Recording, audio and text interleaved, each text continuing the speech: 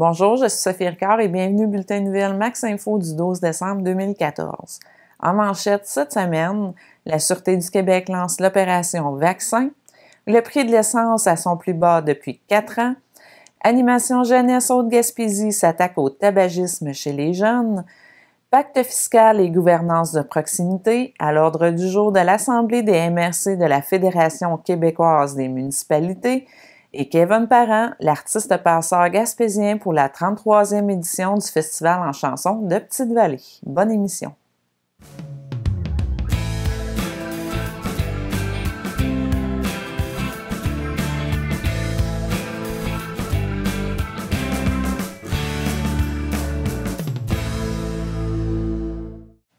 Avec le temps des fêtes qui arrive à grands pas, la Sûreté du Québec invite les automobilistes à faire le bon choix et à célébrer sans déraper.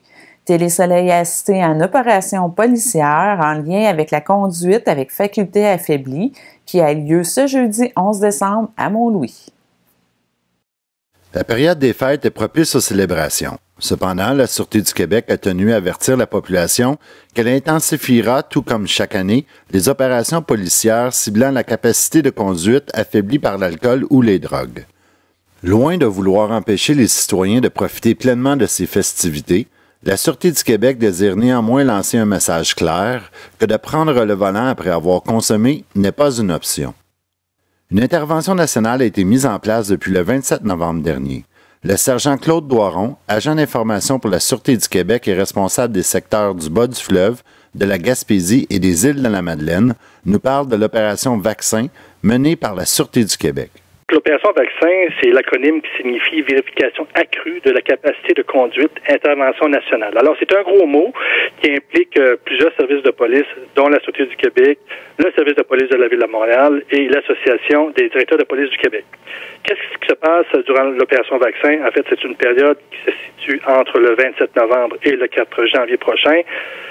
Et dans cette période-là, nos policiers seront davantage présents. Je ne dis pas qu'ils n'étaient pas avant, mais on sera davantage présents justement parce que le temps des fêtes, c'est une période propice pour célébrer. Alors, au cours des prochaines semaines, nos policiers seront sur la route pour s'assurer, entre autres, que les gens n'ont pas consommé d'alcool, sinon de drogue, lorsqu'ils conduisent leur véhicule. L'opération organisée par la Sûreté du Québec ne vise pas uniquement à arrêter les conducteurs fautifs. Elle est également une façon de faire de la prévention auprès des automobilistes afin que les routes soient plus sécuritaires lors de cette période des fêtes. Un des mandats de la Sûreté du Québec, c'est la protection du citoyen, c'est la sécurité publique. Et dans ce sens-là, oui, on a un rôle coercitif, mais on a aussi un rôle de prévention. Et ce rôle de prévention-là, c'est parce qu'on veut qu'à la fin de la période des fêtes, que dans nos statistiques, on parle avec vous et qu'on ne parle pas de vous.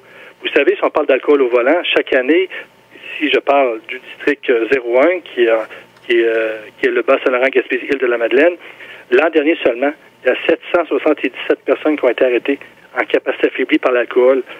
En 2012, c'est 856 personnes. Alors, c'est beaucoup de gens. On voit qu'il y a une tendance à la baisse. On n'a pas les chiffres pour 2014 encore, mais il y a quand même cette tendance à la baisse. Il faut que les gens soient conscients, parce qu'il y a encore trop de gens, vous le voyez par nos statistiques, encore trop de gens qui prennent la chance de conduire le véhicule après avoir consommé de l'alcool, sinon des drogues, alors qu'il existe des alternatives. Ces alternatives-là, peut-être, par exemple, dans certaines régions, il y a toujours les opérations Nez Rouge, il y a les taxis qui existent. Si on n'a pas de taxi, on peut toujours avoir un conducteur désigné, un membre de la famille, un ami. C'est très facile. Il faut simplement prendre la bonne décision et de planifier nos sorties.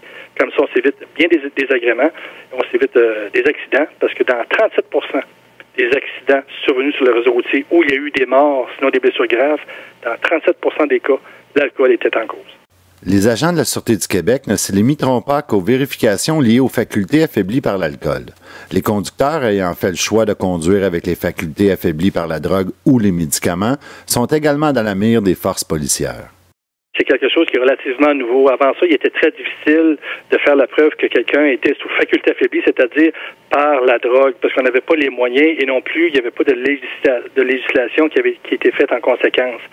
Maintenant, depuis les dernières années, nos policiers ont été formés pour ce qu'on appelle être capables de faire passer des épreuves de coordination de mouvement, que nous on appelle dans notre jargon les ECM. Dans ces épreuves-là, si quelqu'un, par exemple, on arrête quelqu'un, on a des soupçons, on a des motifs de croire qu'il est en capacité affaiblie et que, par exemple, à l'alcotest, on obtient un résultat de 0, ou bien encore très inférieur à la limite du 0,08. On peut penser que cette personne-là, par exemple, est sous l'effet de drogue. Nos policiers, nos patrouilleurs sur la route maintenant sont formés pour faire passer des épreuves de coordination de mouvement. Donc, c'est une série de tests. On fait marcher quelqu'un sur une ligne. On demande à la personne de faire certains mouvements, certains gestes. Le policier va vérifier, par exemple, la pupille de l'œil. Alors, il y a plein de tests comme ça qui sont faits. Et si à partir de ces pré-tests-là, parce qu'on appelle ça des pré-tests, on pense que la personne est sous l'effet de la drogue, par exemple, on va faire venir un spécialiste qui a une formation beaucoup plus avancée au niveau de la détection des drogues, au niveau policier, et cette personne-là va faire passer des tests beaucoup plus poussés qui peuvent aller encore jusqu'à un prélèvement de substances corporelles, comme par exemple un échantillon sanguin ou une prise d'urine, par exemple. Et à la lumière des résultats obtenus, une personne pourrait être accusée de conduite avec capacité affaiblie par la drogue, et les conséquences de ça, mais ce sont les mêmes que si on conduirait en état d'ébriété par l'alcool.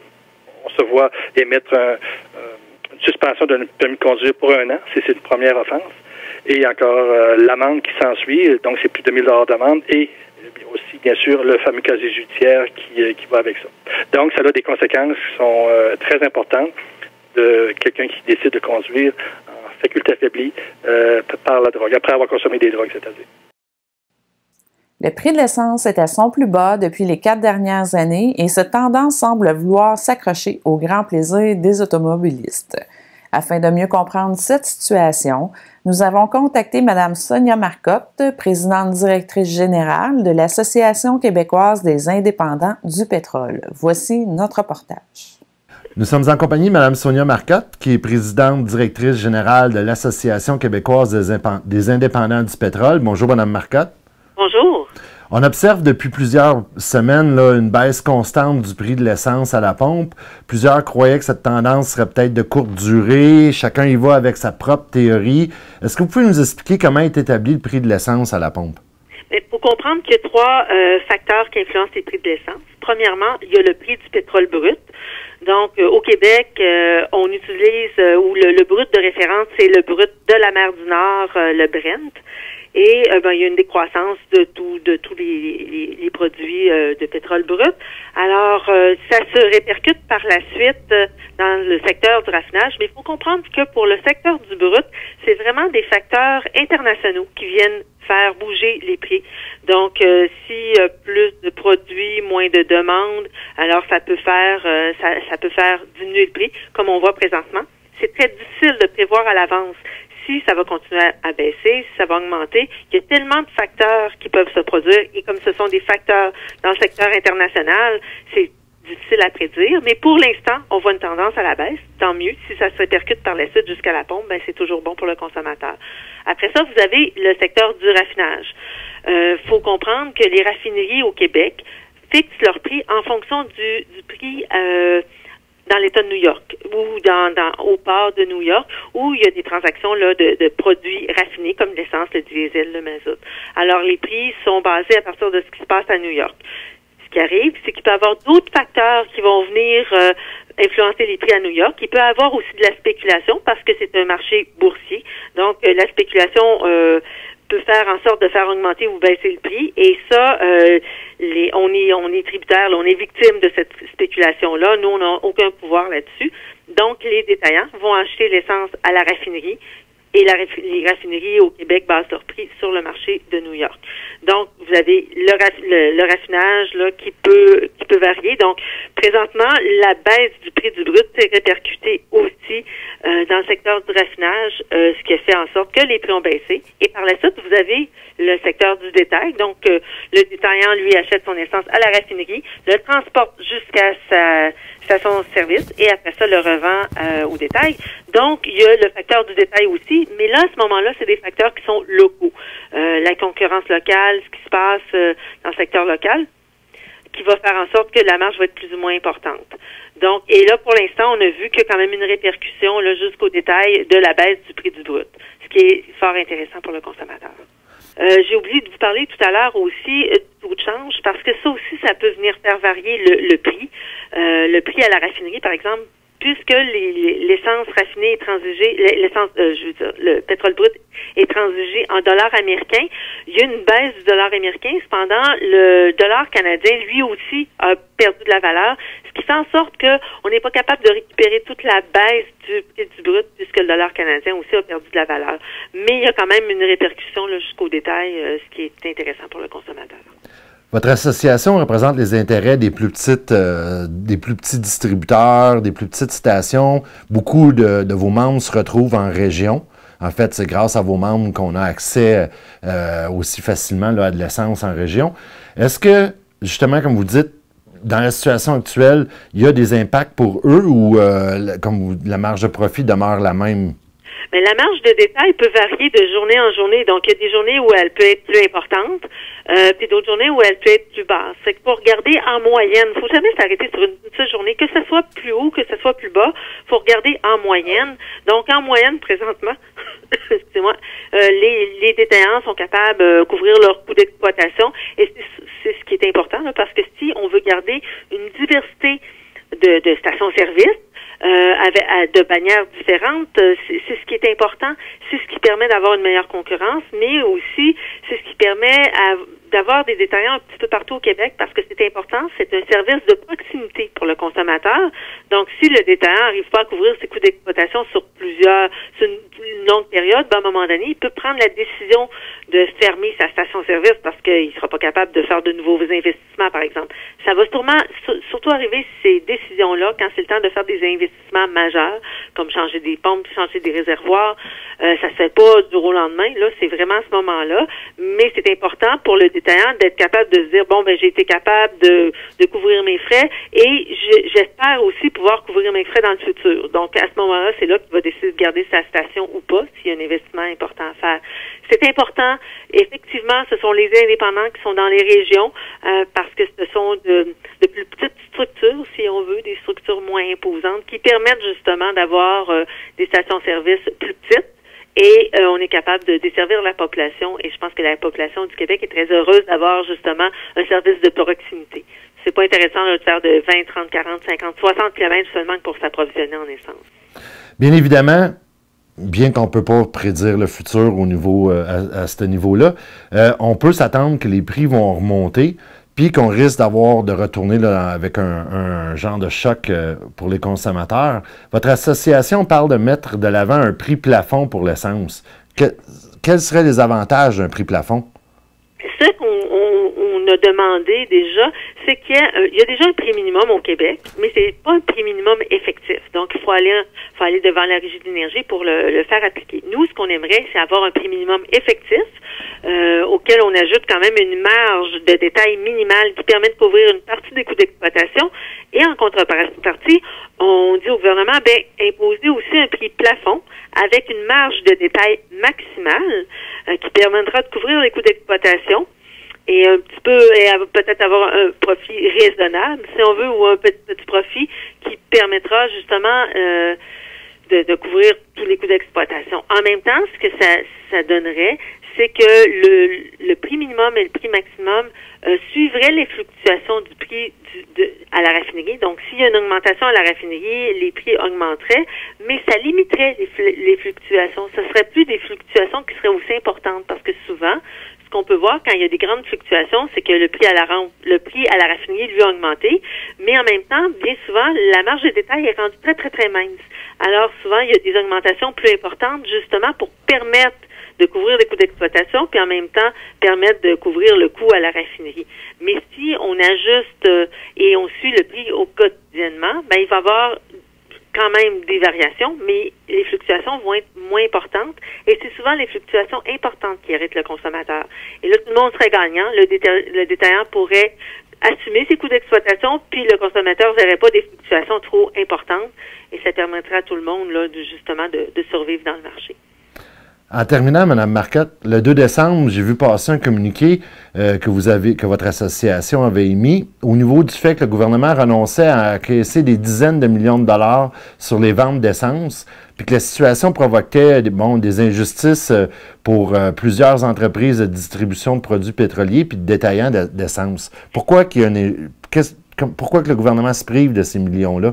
En fait, c'est que à partir du 1er janvier 2015, la bourse du carbone ou le marché du carbone va intégrer les produits pétroliers. Donc, à partir de ce moment-là, bon, les distributeurs pétroliers vont devoir acheter des droits d'émission, des crédits carbone pour pouvoir vendre l'essence, et ça va être refilé aux consommateurs. D'ailleurs, c'est le but du gouvernement, puisque cette mesure-là est pour diminuer les gaz à effet de serre. Pour que les consommateurs consomment moins, il faut leur envoyer un signal de prix. Donc, le gouvernement inclut aussi les produits pétroliers. Ce qui arrive, c'est que la réglementation qui encadre le marché du carbone a des failles. Et ces failles-là vont faire en sorte qu'il peut y avoir des essenceries, qu'il peut y avoir des clients commerciaux, qu'il peut y avoir des consommateurs qui vont aller s'approvisionner à l'extérieur du Québec, parce qu'on est les seuls à rentrer dans ce marché-là, du marché du carbone.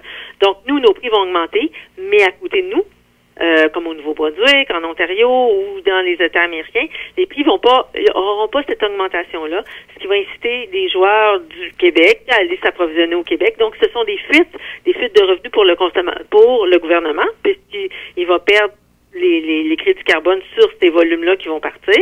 C'est aussi probablement des taxes. Quand le consommateur va à l'extérieur, le gouvernement va perdre des taxes aussi. Ça va pas diminuer les gaz à effet de serre parce que les consommateurs vont continuer à s'approvisionner ou à consommer autant, mais en même temps, nous, les distributeurs, les détaillants du Québec, on va perdre probablement du volume, donc l'activité économique, et c'est de l'activité économique aussi qui risque de sortir du Québec, là, pas seulement pour les stations d'essence, mais pour d'autres joueurs. Si les gens vont s'approvisionner au Nouveau-Brunswick, par exemple, ils vont peut-être en profiter pour aller au restaurant, pour aller faire d'autres choses. Alors, à ce moment-là, c'est beaucoup d'argent que le gouvernement risque de perdre, parce que la réglementation du marché du carbone qui encadre tout ça, là, permet ces failles-là. Nous, ce qu'on demande au gouvernement, c'est vraiment de s'assurer qu'il n'y ait plus de ces failles. Donc, il y a plusieurs failles. On a fait des propositions au gouvernement. On est en attente parce que ça rentre le 1er janvier. C'est comme très rapidement. Et là, c'est des failles qui vont faire en sorte que des revenus vont sortir du Québec, malheureusement. L'Institut de la statistique du Québec a publié récemment les résultats de son enquête sur le tabac chez les élèves du secondaire. Les nouvelles données québécoises sur le tabagisme chez les jeunes sont encourageantes et démontrent que des progrès positifs ont été réalisés au cours des dernières années. Le Conseil québécois sur le tabac et la santé se dit réjoui des progrès, mais souligne qu'il y a encore beaucoup trop de jeunes qui continuent de tomber dans le piège du tabagisme chaque année. Afin de mieux comprendre le portrait du tabagisme chez les jeunes de la région, nous avons rencontré M. Arnaud Muller, qui est la personne ressource au niveau du tabagisme au sein de l'organisme Animation Jeunesse Haute-Gaspésie. Nous sommes en compagnie d'Arnaud Muller, qui est animateur en prévention du tabac pour Animation Jeunesse Haute-Gaspésie. On vous a invité, on aimerait parler des nouvelles données qui ont été publiées récemment par l'Institut de la statistique du Québec, qui nous donne un portrait là, du tabagisme chez les jeunes. Mais juste avant, j'aimerais ça parler de votre mandat au sein d'Animation Jeunesse. Quel est votre rôle? En fait, le rôle, c'est de trouver des jeunes qui vont être leaders en prévention de tabac.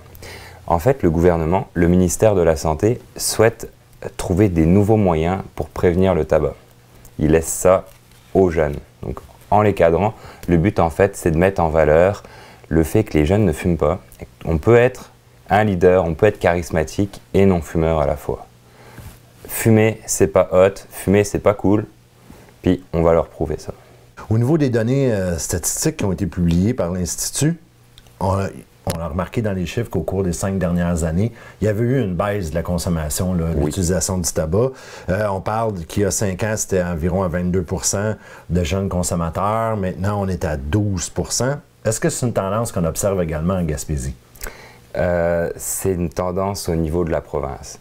En Gaspésie, je ne sais pas si les chiffres diminuent vraiment, mais on est bien au-dessus de la province. Dans les régions, généralement, on est au-dessus de 20 %. On est entre 21 et 22 % de jeunes fumeurs. En fait, ce qu'on entend par jeunes fumeurs, c'est des jeunes qui fument leur première cigarette avant la majorité. La moyenne au Québec, c'est 12 ans et 7 mois pour un essai.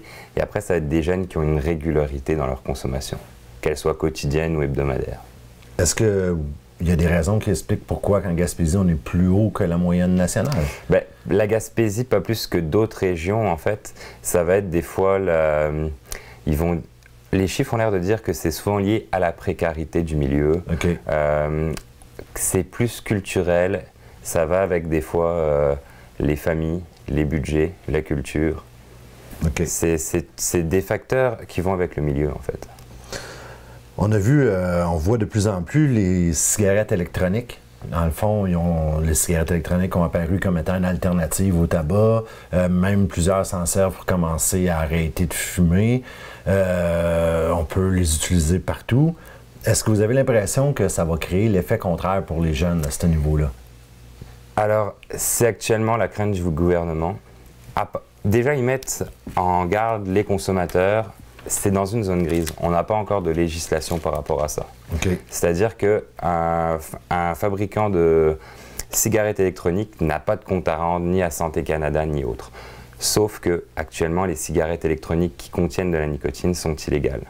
Elles devraient en fait être approuvées par Santé Canada. C'est pas encore le cas. Ils veulent pas interdire ça parce qu'effectivement, ils pensent que ça peut être utile à des fumeurs pour baisser leur consommation de tabac ou complètement arrêter dans certains cas. Pour les jeunes, c'est ça le problème.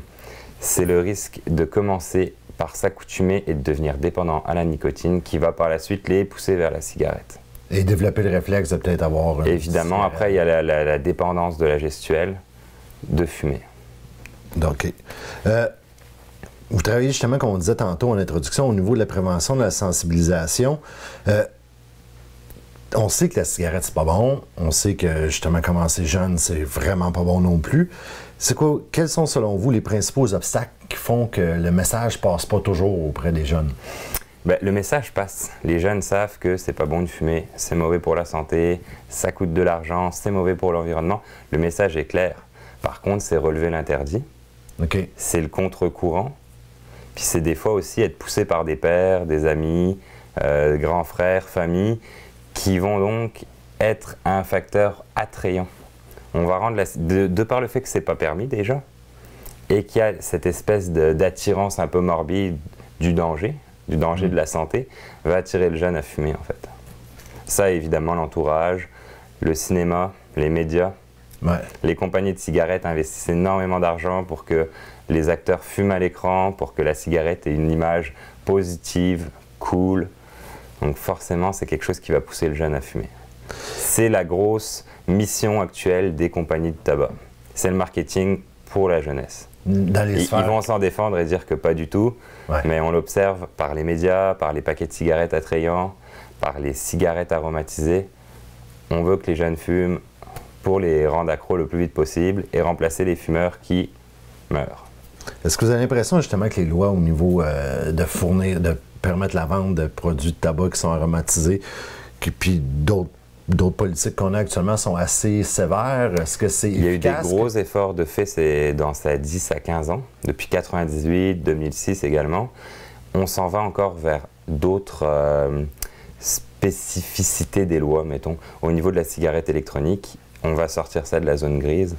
Tantôt, vous parliez justement là, que le comité, le groupe de jeunes avec lesquels vous allez travailler vont devenir des leaders positifs. Est-ce que vous pensez que c'est une bonne approche, justement, d'utiliser les jeunes pour sensibiliser d'autres jeunes? Oui.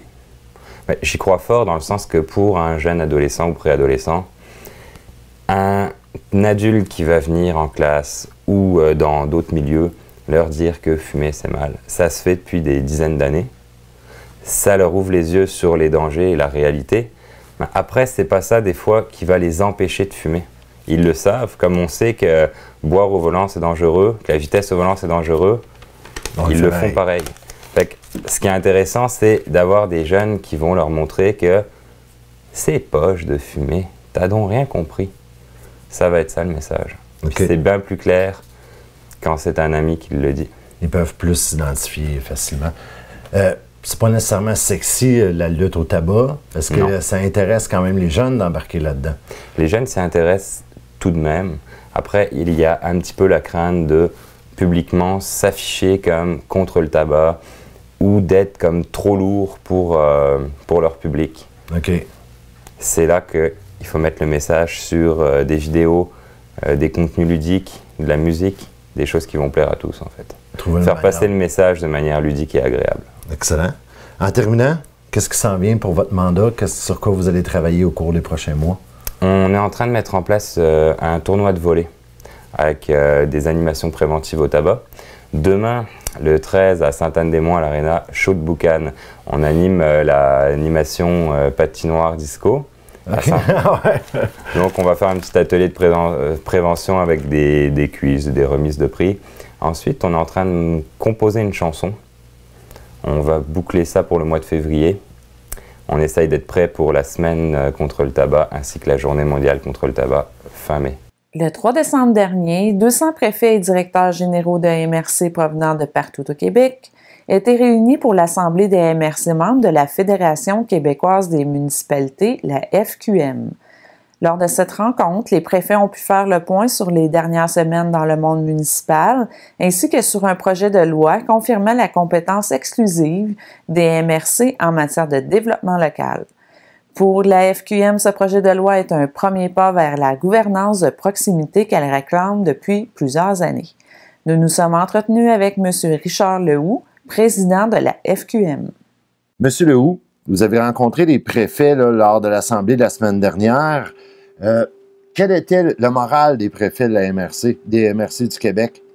Je vous dirais, M. Lévesque, c'est sûr que l'ensemble des préfets de 1 étaient presque en totalité tous présents avec leurs directeurs généraux. Il y a un cri du cœur qui a été lancé, c'est sûr, en début de rencontre, à l'effet de dire est-ce que actuellement, là, on comprend que le gouvernement du Québec, on sent beaucoup qu'il y en a pour les grandes villes, mais que les régions sont laissées pour compte.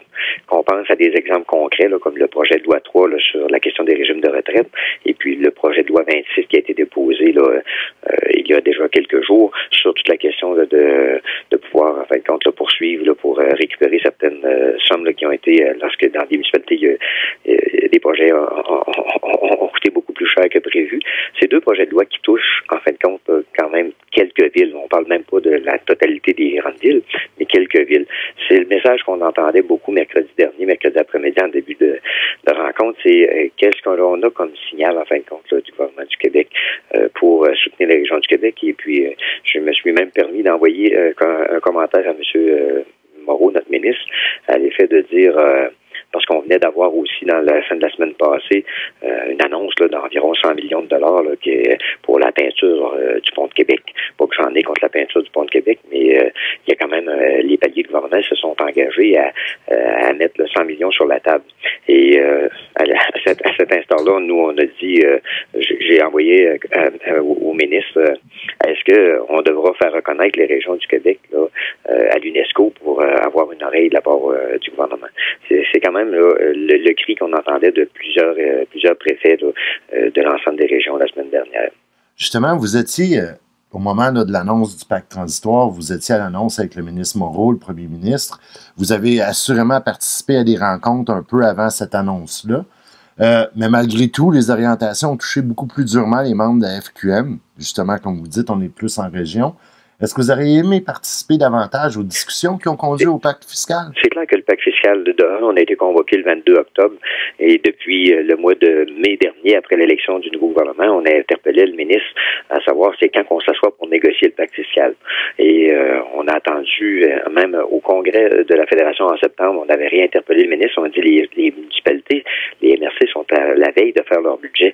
Faut savoir où est-ce qu'on va, là, en fin de compte, avec ce pacte fiscal-là pour l'année au moins l'année 2015. Et on est convoqué le 22 octobre et puis avec c'était pas une négociation. Là, on a été mis devant un fait là, que il y avait des éléments où on amputait là, 40 millions au niveau du développement économique local via les CLD et puis un 27 millions au niveau du développement régional du budget qui était attribué aux conférences régionales des élus. Ça, ces sommes-là, malgré tout, ils ont eu un impact très négatif sur l'ensemble des budgets dans l'ensemble des régions. Le projet de loi 28 là, qui a été déposé, lui, il y a environ une dizaine de jours, pour donner certaines orientations de comment est-ce qu'on va composer, en fin de compte, en 2015, là, avec de 40 millions de moins dans les budgets de CLD, puis un 27 millions au niveau des conférences régionales des élus. Il y a totalement, de toute façon, dans le projet de loi, c'est l'abolition des CRE. Moi, je pense que c'est important d'avoir des instances régionaux. Ça, c'est très, très clair. Et comment est-ce qu'on va être capable de les reconstruire avec un budget d'amputé de la moitié? C'est sûr qu'il y aura un exercice encore là qui va interpeller l'ensemble des régions à être très très créative, là, parce que c'est ça qu'on nous demande souvent en région, hein, on n'a pas beaucoup d'aide, mais il faut être très créatif. D'habitude, je pense que l'ensemble des régions du Québec répondent bien à la mobilisation quand on se dit, faut regarder en avant, puis oui, il y a une coupure, puis je pense qu'on pouvait pas non plus passer à côté de dire, on contribue pas au redressement des finances publiques, mais qu'on vienne pas me dire en 2015 qu'il faut encore passer à la caisse. C'est clair qu'on l'a dit de façon très, très claire au ministre. On passe à la caisse une fois, mais on ne repassera pas 2 fois ou 3 fois là, pour les pactes ministère des Affaires municipales. Comme tantôt vous disiez justement qu'en région, on était créatif, que les régions trouveraient un moyen de faire plus avec mieux, de remplacer des instances de concertation qui sont appelées à disparaître. Est-ce que vous avez l'impression, comme il n'y a pas de ligne directrice du tout provenant du ministère des Affaires municipales qui donne la liberté d'action à MRC, avez-vous l'impression que les structures qui vont être mises en place d'ici 2016 vont être compromises? Ça fait partie de la réflexion parce que parallèlement à ça, puis j'ai réinterpellé le ministre jeudi dernier à cet égard-là, de dire on est capable de travailler sur 2 projets de loi en même temps parce que le premier ministre puis le ministre des Affaires municipales nous ont garanti lors du congrès des municipalités au mois de septembre, puis on a un article aussi qui nous dit dans le pacte fiscal transitoire qu'on veut aussi tout revoir toute la question de la gouvernance des municipalités, de se ramener en fait compte des décisions le plus près du citoyen possible, ce qui veut dire au territoire de la municipalité et de la MRC qui est le tandem à notre point de vue qui est le mieux placé pour répondre à ces questions-là. Et il y a un projet de loi là, qu'on devra commencer à travailler aussi rapidement au début de l'année 2015 parce que nous, on a mis l'échéancier de 12 mois pour que cette loi-là tombe sur la table et puis qu'on puisse l'appliquer pour que, ce que vous venez de le mentionner, on ne veut pas initier des choses puis que par la suite, là, on nous arrive avec des modifications qu'on devrait apporter à nos structures, à nos façons de faire. Fait qu'on on est capable de le faire là, de façon là, parallèle et d'emmener ces 2 projets de loi là, en même temps là, à une finale là, qui pourrait se voir là, en 2015 pour être capable de donner vraiment les orientations que l'on veut, que nous, comme milieu municipal, on veut voir aussi, parce que on veut vraiment être des partenaires. C'est ce que on peut pas dire qu'on était des partenaires dans la question du pacte fiscal comme tel. On a présenté une coupure de 300 millions. On devait l'accepter. On a essayé de modifier certains textes à l'intérieur. La somme comme telle, il n'y avait aucune négociation possible. La FQM a justement fait l'exercice de regarder ce que pourrait être un modèle de gouvernance de proximité. En septembre dernier, vous avez déposé justement un document à cet effet. Est-ce que vous pensez qu'on va retrouver des éléments de vos recommandations dans le nouveau pacte fiscal? C'est l'engagement qu'on a eu de la part du ministre des Affaires municipales et le premier ministre est allé et abondé dans le même sens. Pour eux, ce que l'on a déposé comme gouvernance de proximité, c'est l'orientation qu'ils veulent vers laquelle ils veulent nous amener, là, aller. Et ça, pour ça, c'est sûr que ça va nous prendre un projet de loi qui devra être déposé, mais pour cela, nous, on est déjà à la table de travail pour transmettre au ministère des Affaires municipales les grands principes que l'on veut voir apparaître dans cette loi sur cette gouvernance de proximité. On est prêt, ça fait 35 ans que le monde municipal là, désire avoir en fin de compte un réel pouvoir, pas un pouvoir fictif. Là, on comprend qu'on a eu un avancé dans le bon sens, sauf qu'on n'a pas eu l'argent qui venait avec. Mais là, au moins, ce qu'on veut faire, c'est de s'assurer que cette gouvernance de proximité-là, on aura bien mis les bases. Et puis, lorsque la santé financière du Québec s'améliorera, on veut faire partie prenante aussi là, de la modification qu'on pourra faire à ce moment-là au niveau financier. En terminant, M. Lehoux, est-ce que vous croyez qu'au-delà des inquiétudes et des bouleversements que les municipalités vivent actuellement, que les régions vivent actuellement, le monde municipal et les régions peuvent s'attendre à un avenir un peu moins difficile puis avoir un peu plus de contrôle sur leur destinée? Je le souhaite ardemment. Puis moi, c'est mon objectif premier puis ultime. J'ai toujours été quelqu'un qui défend les régions. Je suis quand même un beauceron d'origine qui demeure dans la Beauce. Et puis, je me dis, faut pas non plus des fois se laisser abattre par des moments qui sont plus difficiles. Au contraire, je pense que l'ensemble des élus, puis c'est ce que j'ai bien saisi à l'Assemblée des MRC à la finale, on a eu beaucoup d'éléments qui nous ont été amenés pour construire demain. Ça, moi, je trouve ça très positif. Fait que, et on va se retrousser les manches en 2015 et on va être à la table de travail et on va interpeller le gouvernement pour qu'on avance, pour pas attendre encore à l'automne 2015 pour dire, ben là, on est rendu où, puis on se fait mettre un projet là en pleine face et puis qu'on n'a pas négocié rien. Fait que soyez assurés qu'on n'attendra pas au mois de juin 2015 pour interpeller le gouvernement du Québec là pour mieux asseoir là, les assises là, de ce prochain pacte fiscal-là, ainsi que toute la loi sur la gouvernance de projet. projet de loi qu'on veut voir apparaître aussi en même temps. Bien, je vous remercie beaucoup, M. Lehoux, de nous avoir accordé une entrevue. Soyez assurés qu'on n'hésitera pas à vous communiquer au fur et à mesure que le travail vers le prochain pacte fiscal 2016 va avancer. Ça me fera plaisir, puis comme je vous mentionne, c'est certain qu'on n'attendra pas en juin pour lever la main et poser des questions au ministre et au gouvernement du Québec, ça c'est sûr. Ils le savent et on va être au poste là, pour lever le drapeau et dire ça bouge pas, ça avance pas, c'est quoi qui se passe. Ben, je vous remercie beaucoup. Bonne fin de journée, M. Lehoux. C'est plaisir, bonne fin de journée à vous. Au revoir.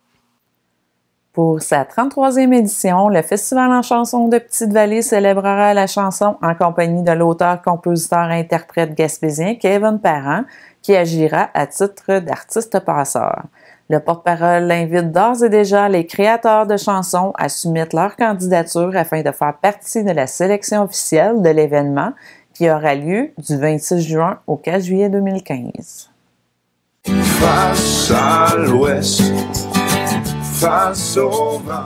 Cette année, le Festival en chanson de Petite-Vallée m'a demandé d'être son passeur pour la prochaine édition qui se déroulera du 26 juin au 4 juillet. Je vous invite, vous autres, les créateurs de chansons, les chansonneurs, paroliers et compositeurs, à vous inscrire en allant visiter le site web du festival. Vous avez jusqu'au 13 mars pour faire ça. Bienvenue.